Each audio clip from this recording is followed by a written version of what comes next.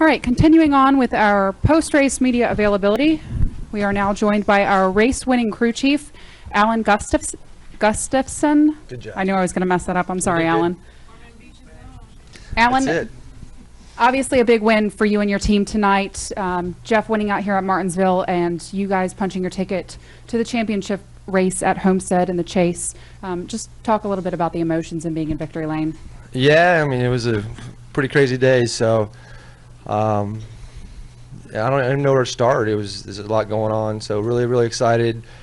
We knew coming in this was a big race for us, and we put a lot of effort into it, and we're able to do it. Not probably in the fashion we wanted to, but really proud of the fight and the fortitude of the team to continue to push and get ourselves in position to win the race. So huge win, and great opportunity now moving forward for Homestead. All right, we'll go ahead and open it up to questions. Please state your name and affiliation. We'll start up front with Kenny and then go back to Mike. Kenny Bruce, NASCAR.com. How concerned were you when that last caution came out? Yeah, that was pretty concerned.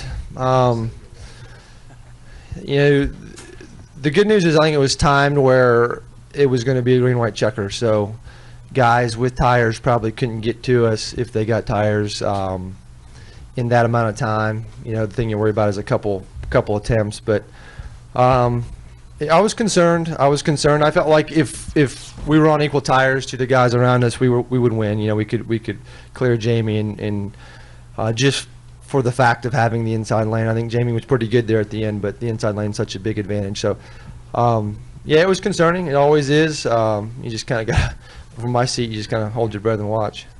One other thing, it seemed like there's always games being played on pit road where guys are holding up because they want to start on the inside. But it also seemed like there was a lot more going on with the two guys out front. Yeah, it's not new. It's not new. I think that's been going on.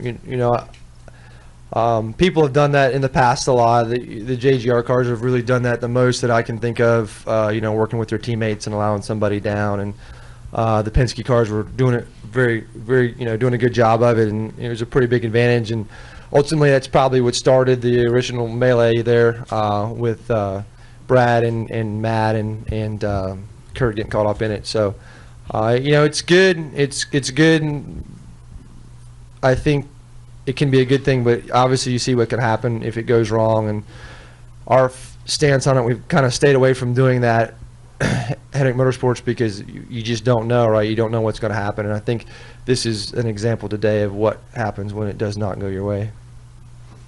All right, we'll go to Mike Neff. Mike Neff from FrontStretch.com. Seemed like with the temperatures this weekend, the track didn't take a lot of rubber throughout the whole weekend, really. So the rain, I don't think, made that much of a difference. Were you surprised? It seemed like everybody was saying the track tightened up significantly near the end of the race. Was that from rubber, or was it just that it was cooling down? I think it was cooling down. No, I'm not surprised. Unfortunately, the last at least 2 years, we've struggled to lay rubber here. The first half of the race is really just survival until you can get a decent amount of rubber down to where you don't blow the rear tires off the car. And there was no difference today, and I knew with the overcast and low track temperature that it was just going to be a struggle. Hopefully with the 16 package we can put a little softer tire to lay rubber down, because this place is, as you walk across the track, you leave the track, it's pretty wore out. There's pretty big aggregate in the track, and it just chews up tires until you get some rubber down. So I think the reason everybody started tightening up is the track cooled off, and also at the end of the race that's not unusual because the pace just picks up. You just got to go, right? You can't wait. You can't be rhythm. Middle of the race it's smooth rhythm driving, and at the end it's not. You got to get to the accelerator really fast, and that also generates a tight condition. So that's not unusual. Any additional questions for Alan? We'll go to Nate and then Jenna. Nate Ryan, NBC Sports. Obviously, there'll be a lot of talk after this one about revenge, retribution, and that's been an ongoing discussion in NASCAR for the last 5 years, but the boys have at it stuff. Do you think is a lot of the garage going to be looking at how NASCAR handles this and how drivers and teams will treat each other going forward? Yeah, I mean, I've been on both sides of it, and it's not, it's a tough thing because when it happens to you, you know, you feel like you've been robbed. I don't really know any other way to put it. And when you feel that way, you know, not only are you mad and upset, but you feel like you need to stand up for yourself, because when that happens, you know, the most recent one for me is Texas. You know, it's just tough. It's just tough. So you kind of feel like you've got to stand up for yourself, or it's going to continue to happen. So I can see both sides of it, and I've been on both sides of it, and I don't have the answers. You know, I'm glad I'm not the guy who has to make that call. It's part of the sport that's good, you know, the passion and the competitiveness. But at the end of the day, you know, there's a lot of people who worked really hard, you know, really hard to put those cars in the position they were in on both sides. You know, in particular on the 20 side and the 22 side. There's a lot of guys that work countless hours. There's a lot of guys at the shop. There's a lot of guys involved with that team that put in tons and tons and tons of effort, and they're both, you know, they're the ones that are taking on the chin, in my opinion. All right, we'll go to Jenna. Jennifer, AP, Alan, how much have you guys believed that if you could make it to Homestead, that you guys could win this championship? Yeah, I mean, that's, you know, really that's kind of how it all started. And we weren't running, you know, that's really what we had to believe in, I guess. You know, that's what our focus was.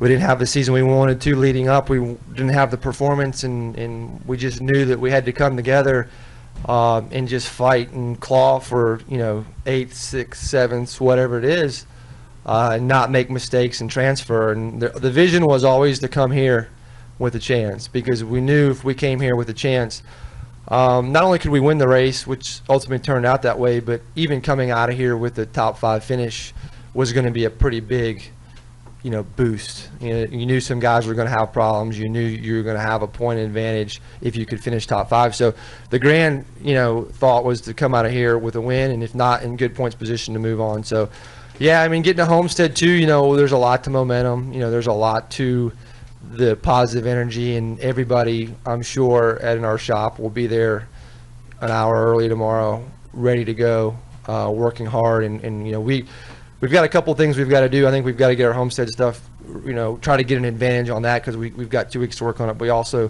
can use Texas now to try some things and get some more speed. So anything can happen. We saw that today. And I know we can run competitively enough to be right in the middle of the mix. All right, we'll go to Jim Utter next. JimOtterMotorsport.com. Alan, you've been a part of a lot of wins and championship seasons at Hendrick. What did you think of the response from the crowd and so forth today about Jeff? There's a time in his career when he didn't see that. It's really probably the coolest thing about it, you know, and even the last couple years, the success we've had, and, you know, the one that kind of stands out to me is like when you win a pole, or you're even Talladega, right? As big as Talladega is, we qualify on the pole, and you can just hear the place erupt, and that just gives you I don't even know how to describe the sensation. It's just an amazing feeling. And then here the same way, you know, you can hear the crowd. You don't even have to really know what's going on. You can hear the crowd, and you can kind of figure it out. And to me, that's, you know, one of the most satisfying things. It makes you feel really good. It makes you feel like, you know, you accomplished something that's really special to have the reaction from the crowd. And, you know, Jeff deserves that. You know, I'm so happy for him that he's having that response, and he can remember these special moments in his career for everything he's done and all he's accomplished. And, you know, you guys know him. He's super a person he is. So, yeah, that's really cool. That's the one thing, you know, that no matter how many times you hear it or see it, like, it's just sends chills down your spine. It's just a great feeling. All right, we'll go to Brant and then back to Jenna. Second row. There you go. Brant James, USA Today Sports. How much pressure has gone with this season trying to send Jeff out the way that, you know, so many fans and obviously you guys want to send him out?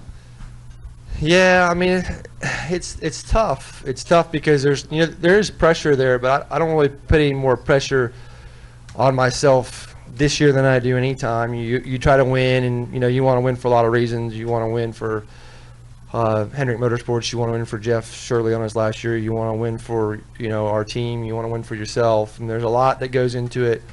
I think the thing that's probably been, you know, more of an impact on me is just when we haven't performed the way that we want to in the way that I feel like we should. You just feel like you're disappointing people, and that's tough. That weighs on you. You sit there and I don't even know how to describe it, but you just constantly have that over you, and it's not pressure as much as, I don't know how to describe it. You just it's like your father when you're a kid, right? You want to please them and you want to do everything that you can to make everybody happy, and we weren't doing a great job of it. So hopefully everybody's a little bit happier now, and we can give everybody something to cheer about in Homestead. All right, we'll go back to Jenna. So you talked about the pressure of not disappointing people. Now you have this opportunity to send Jeff Gordon into retirement with a championship, which is like storybook. How is that pressure? To be honest with you, I've thought about this. If I sat there and told you I didn't think about this, I'd be lying. You think about it, and I feel like I'm playing with house money now. Like, I feel like, we're in a good position that we can go there and just put it all in. Push it all in and go as hard as we can go, and not be tight or calculated or like this is something that I almost felt like when you're really, really good like we were last year, you almost try not to mess it up instead of go win the race. And now I don't have that feeling at all. I feel like we're kind of playing with house money and we're ready to go. We're a little bit of the wild card, so I'm embracing that and enjoy it. I think that'll help keep the pressure off at Homestead. It's going to be crazy, right? I mean, we all know that. So you just kind of have to settle in and understand that. But as far as the race goes, just focus on winning and race like you can't lose. Final questions for Alan? All right, Alan, thanks for joining us and congratulations.